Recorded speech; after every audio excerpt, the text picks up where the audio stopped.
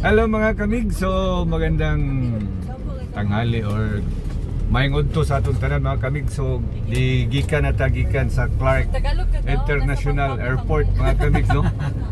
So ngayon, we are on our way going to Baguio City mga kamig. Kasama ko yung pamilya ko, talagang in-oblige tayo na magtagalog mga kamig, no? Driver si Val, maraming salamat sa paghintay. Yan, si Bea sa likod ko.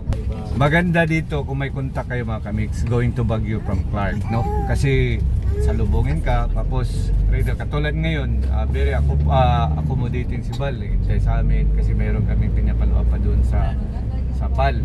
So dito, advantage mo pag mayroon ka ng kontak kaysa ikaw pa yung maghanap ng van mga kamigs. So mamaya ilagay ko yung number niya sa description ng video nito mga kamigs, no?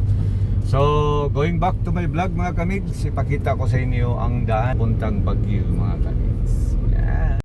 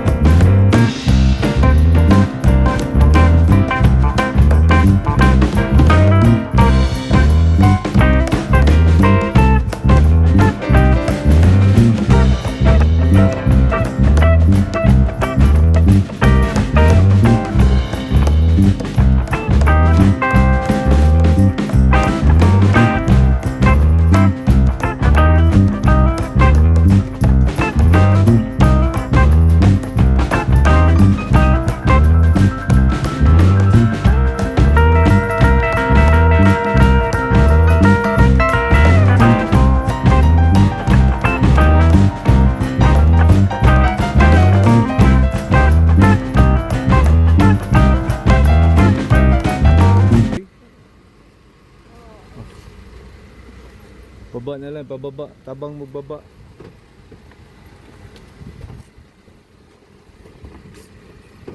Ayan ang accommodation namin mga kamigs.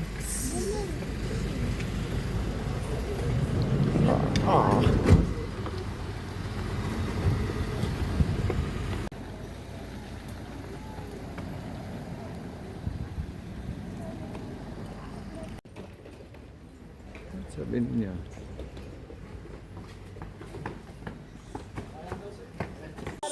Hello mga kamigs. So, naabot na kita mga kamigs dire sa mga accommodation dire sa Baguio City mga kamigs. Unsa kay to tigipoy ansoy? Pasi. So, diyan na gyud mi mga kamigs sa Pasi Zuri. Yan. Nagre-relax na mga kamigs for a long trip. So, after this mga kamigs, suri-suri na sa Baguio City. Siyempre, ngadto tag mga spot nila.